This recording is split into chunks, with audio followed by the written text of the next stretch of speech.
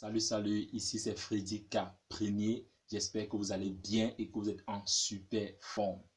Bienvenue dans la communauté des tueurs de géants et du programme African Motivation, qui est ce rendez-vous africain qu'il vous faut pour booster votre vie et à réaliser vos rêves. Alors, je vais partager avec toi ce matin sur sa thématique qui est la suivante. L'échec nous prépare à la réussite. Alors, à première vue, ce thème paraît paradoxal, mais je t'invite tout simplement à rester jusqu'à la fin de cette vidéo et tu te rendras finalement compte que l'échec n'est pas toujours un poison pour notre vie, que même l'échec est également un cadeau pour notre vie. Alors, je vais te définir tout simplement ces deux mots clés de notre thématique de ce jour qui est l'échec et la réussite. De façon simple, je définis l'échec comme étant le non-accomplissement des objectifs que nous nous sommes fixés et la réussite comme étant l'accomplissement des objectifs que nous nous sommes fixés. Donc voilà comment je définis de façon simple ces deux thèmes qui peuvent avoir d'autres définitions justement. D'entrée de jeu, j'aimerais t'annoncer quelque chose qui peut-être pour toi peut être une bonne ou une mauvaise nouvelle, ça va dépendre de tout un chacun. C'est que le seul moyen, je ne pense pas qu'il y a deux, de ne pas échouer est de ne rien faire. Et sache que si tu ne prends aucun risque d'échouer, alors tu n'as également aucune chance de réussir. Parce que si tu prends du recul et observes les différentes expériences de ta vie, tu vas finalement te rendre compte que les plus grandes réussites de ta vie ont été possibles grâce aux plus grands échecs de celle-ci. Prends juste un recul et tu viendras me dire dans les commentaires ce que tu penses de cette vérité dont je viens de te dévoiler ce matin.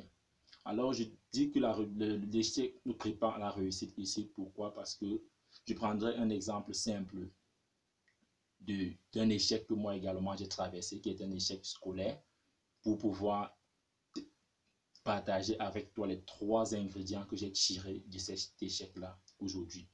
Alors, je me rappelle tout simplement, c'était dans la classe de première F3 où j'ai connu cet échec-là. Je venais de l'enseignement général justement parce que dans mon pays, tu peux quitter de la 3e pour la seconde enseignement technique. Donc, j'avais fait ce choix de la 3e pour la seconde enseignement technique. Un choix qui a été qui s'est opposé forcément au choix de mes parents, puisque ma maman déjà ne voulait pas, tout simplement parce qu'à l'époque, il y avait trop d'échecs, il y avait trop de personnes qui échouaient en enseignement technique, ou quand on lisait les résultats, il y avait des centres néants, il y avait des centres qu'on lisait 2-3 personnes, surtout dans les séries F, et puis elle trouvait qu'il était mieux que je continue jusqu'en terminale C, et qu'après je pouvais virer. Je lui ai dit non, j'étais catégorique que non, je continue en seconde F3. Donc voilà que je vais en enseignement technique, et puis en première, boum, j'échoue mon probatoire. Et ce qui était plus catastrophique, c'était que le fait que dans mon quartier, tous mes camarades avec qui j'avais fait la classe de 3e avaient réussi à leur probatoire D, C et A. Et ils devaient aller en terminale. Et à l'époque, le fait de broder cette lettre D là sur la tenue était quelque chose de déceptionnel. Donc pendant ces vacances-là, la maman est même allée jusqu'à me demander de retourner en enseignement général, de rentrer faire la première D. Le papa de son côté me disait, voilà, tout le monde a réussi, sauf moi, vraiment. Je prends mes décisions, je n'aime pas écouter et tout. Je suis allé m'asseoir dans ma chambre toute une journée, j'ai pleuré. Et je me suis levé le matin, je me suis demandé qu'est-ce qui n'a pas marché. C'est comme ça que j'ai pris un format et un bic, j'ai commencé à noter tout ce que je devais mettre de côté, puisque là c'était un challenge avec mes parents. C'est comme ça que j'ai commencé à rayer le sport, j'ai réduit les temps de jeu, distraction, j'ai réduit tout cela. Et depuis, je te dis bien, depuis cette année-là, je n'ai plus jamais connu un échec scolaire jusqu'à l'obtention de mon diplôme d'ingénieur. Dans l'année qui suivait, j'ai obtenu mon probatoire avec mention, le bac avec mention, jusqu'à l'obtention de mon diplôme d'ingénieur. Donc, je prenais juste cet exemple-là pour pouvoir introduire ces 3 clés, ces 3 ingrédients positifs que l'échec nous apporte. Et ces 3 ingrédients qui m'ont permis finalement d'apprendre de cet échec-là que j'ai connu et qui a permis par la suite que je puisse réussir dans toutes les autres classes qui ont suivi cette classe de première-là. Alors, le premier ingrédient que je vais partager avec toi ce matin en ce qui concerne l'échec est que l'échec vous pousse à grandir. Quand tu connais un échec, cela te pousse à grandir. Comment tu te poses cette question-là? J'ai échoué, oui. Quelles sont les compétences que je peux développer pour ne plus faire face à cet échec-là? Qu'est-ce que je peux apprendre pour ne plus faire face à cet échec-là? Qu'est-ce que je peux tirer de bénéfique de cet échec-là? Et alors, cela va t'amener à aller tirer dans les profondeurs, comme le laboureur le disait. Tu dois aller fouiller, bêcher, ne laisser nulle place sous la main, ne passe et repasse. Donc, le premier ingrédient que l'échec nous apporte, c'est que l'échec nous pousse à apprendre. Et le deuxième ingrédient également que l'échec nous donne, c'est que l'échec nous rend humbles.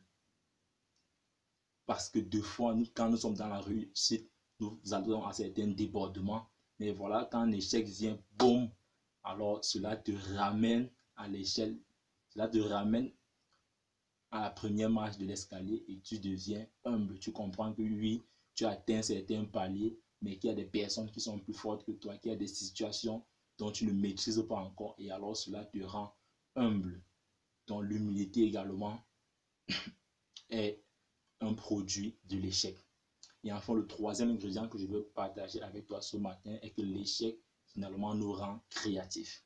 Quand tu connais un échec, surtout, je vais prendre l'exemple de Thomas Edison qui a créé l'ampoule électrique. Avant d'arriver à ce résultat-là, a connu plus de 10 000 échecs, je dis bien 10 000 échecs, afin de trouver cette formule-là qui nous permet aujourd'hui d'être éclairés. Quand nous voyons Nelson Mandela, dans la révolution, a perdu plus de 30 années de sa vie, a fait plus de 25 ans de prison, 30 années de révolution, afin de se retrouver au sommet de l'État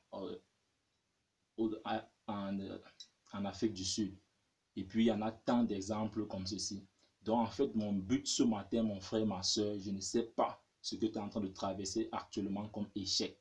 Mon but est de te faire comprendre que l'échec et la réussite vont de pair. Tout comme un aimant qui a deux pôles, le nord et le sud.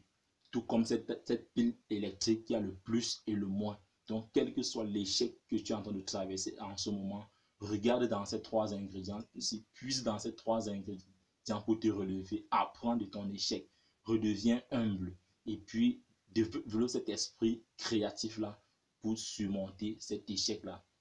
Merci d'être resté jusqu'au bout de cette vidéo. C'est un sujet qui est vaste, mais je te promets que nous allons aller dans les profondeurs de ce sujet dans nos vidéos suivantes. Si cette vidéo t'a parlé, laisse un pouce bleu. Abonne-toi si tu es nouveau sur cette page afin qu'ensemble, que nous bâtissons cette communauté des tueurs de géants.